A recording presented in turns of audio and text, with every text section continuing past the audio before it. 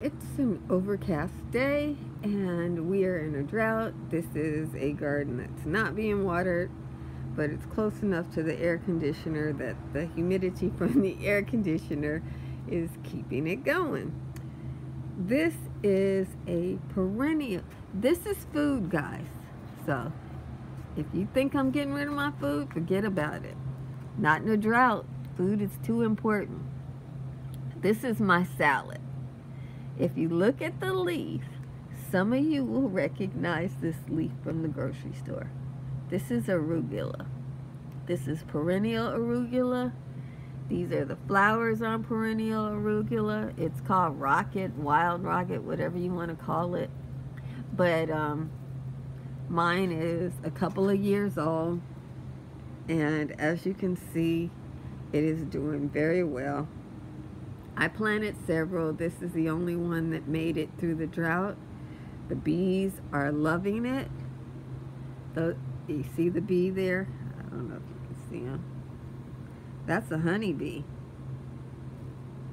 And this one little plant with its dainty flowers are attracting honeybees. And if you look at my drought situation, the grass is dead. Only the strong survive. But now the rose is able to manage off the moisture that comes from the air conditioning. I have not watered this. It has not rained. We're the end of July, last week of July. It has not rained since maybe February. So you might think, oh, but if I have to choose between this and that, I'm very happy with this, okay? Very, very happy. And this is tansy. It's about to flower. Oh, here's some already going. Yeah, it's already going. I have to kind of manipulate this one before it flowers. Otherwise, the flowers will hide themselves. And they're pretty showy for a drought-tolerant garden. No additional water since February, okay? No rain since February, and I have never put the hose on this plant, not even one time, okay? I did cut it back. The tansy was 8 foot tall. So it's probably got a pretty deep root system. Just saying. But I just wanted to show you, even if you have a drought situation, find the plants that can manage drought. Another plant that manages drought, and these are all thugs. These are boysenberries. You see, the leaves are very green. And this is what the tansy does. It just gets rid of its old leaves and shades out its roots. You know, it mulches itself. And then it'll grow 6 feet tall, but underneath the 6 feet is that. So I cut mine back, and you can see here it is growing a beautiful ferny looking plant. This is what I have in the wintertime, this plant that looks like a fern, because obviously ferns want water. So tansy is my fern in the winter. It can grow 8 foot tall in my area. So it's supposed to grow 3 foot tall, but in my area the conditions are such it can grow 8 foot tall. I don't know if it can grow taller than that, because at that point I start chopping her down, because as you can see I just have a little spot. There's my Italian garlic still hanging in there. Just a little bit. Had to fight with a bug there. Yeah. So if you're wondering what you can grow, and if you don't like this, if you prefer dirt, you know, once you get to the point of having just plain dirt in my area and you have no topsoil, you can't grow anything there. You got to spend thousands of dollars to bring in topsoil. So if you're wondering why you can't plant into that hard dirt, it's because you don't have any topsoil. This tansy creates topsoil for me. See, these are just little, see, these are almost dirt already. And they actually fertilize everybody else.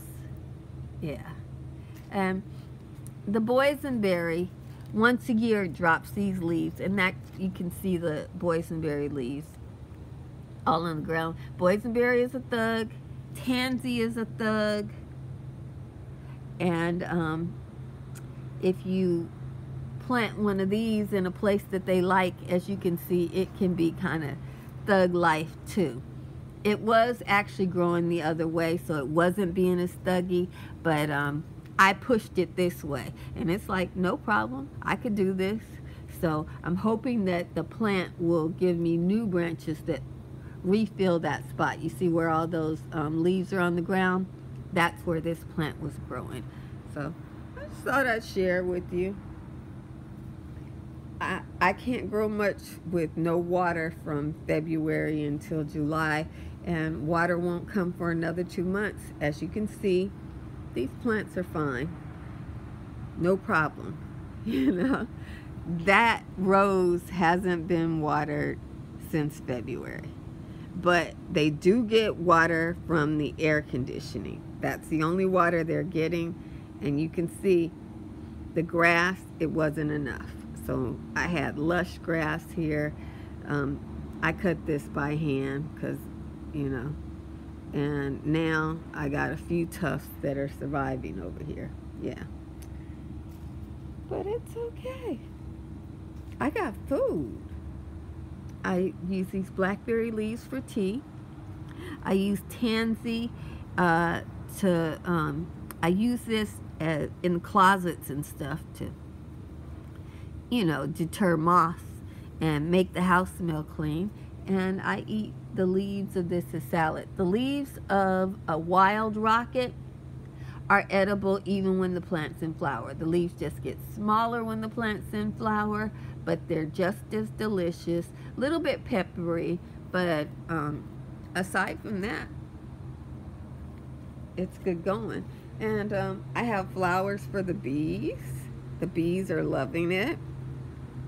You know, from the bee standpoint, you know, drought isn't so bad. They got a little food, they got a little water, they got a little nectar. You know, life is good. And I got food, and I got tea, and I got an insect repellent. Yeah. Oh, I forgot to tell you, the tansy is, it's an insect repellent.